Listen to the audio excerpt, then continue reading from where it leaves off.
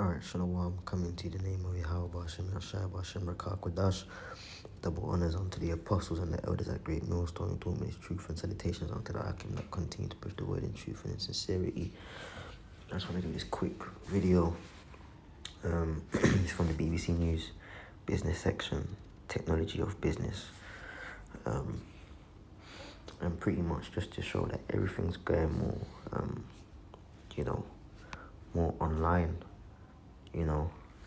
And what's being made very apparent is that if you're not in line with online, you're going to be cast out, basically, But this is where we trust in the Lord, Yahweh Shemi Shai. The title of the article is, I'm not going to read all of it, just going to skip through it.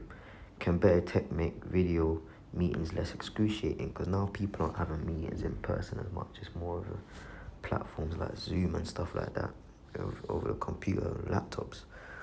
Okay, but as Susan, the linguistic anthropology class found out, it makes having natural conversation practically impossible. So what they're trying to do is get people to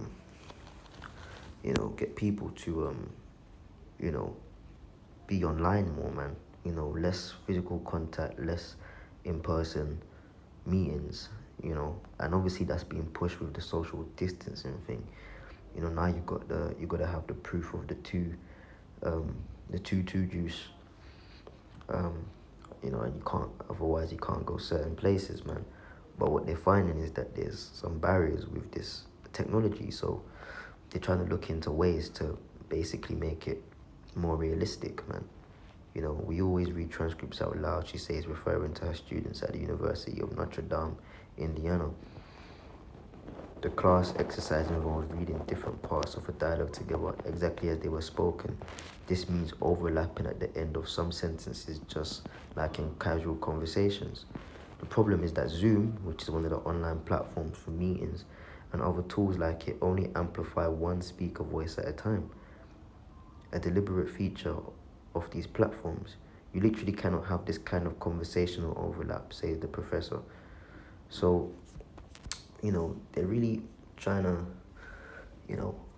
fine-tune this technology, man, which proved that they're determined, man. They're determined to,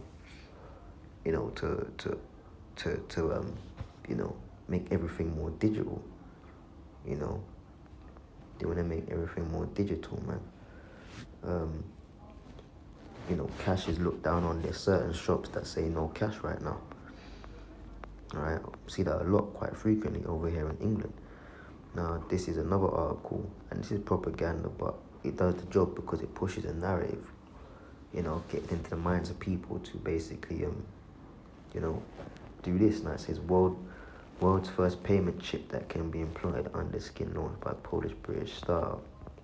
A Polish-British startup claims to have created the world's first microchip implant that can be inserted under the skin and used to make contactless payments at any card terminal. That's a lie. You ain't the first to do it, man. The elites have had this technology for a while.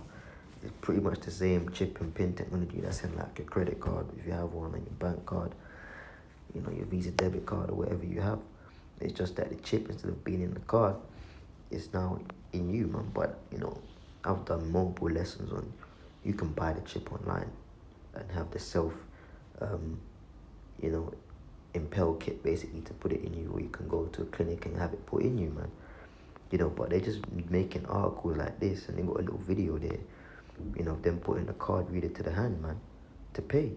It's just to promote this chip, man. So all this technology, alright, we can't get the sound right because of the meetings and the audio overlap and all that. All that technology stuff, it all goes down to one thing, the chip, which is the mark of the beast, man. Which is the mark of the beast. Okay. And you can see that as I said, they're determined, man. Why? Because it's a causation. Alright? It's a causation.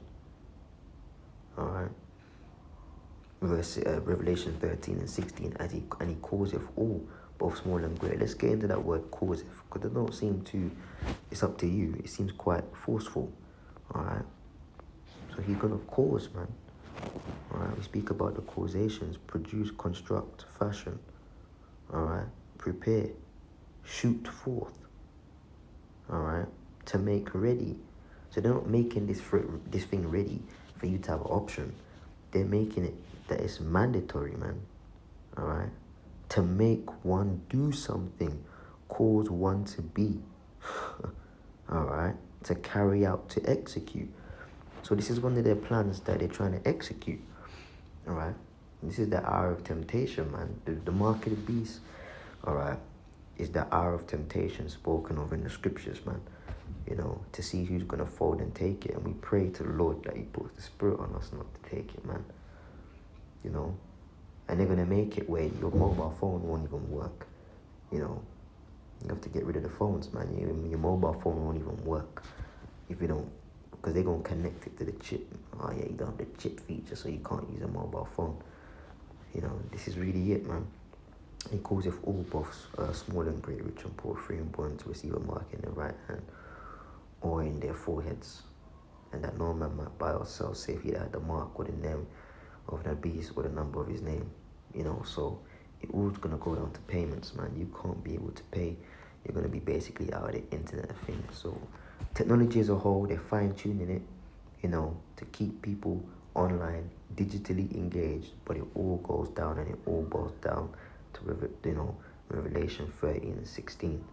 Alright, the mark, which is the RFID microchip, which is the mark of the beast, man. Alright, you know, they're really pushing this thing, man. Really pushing this thing.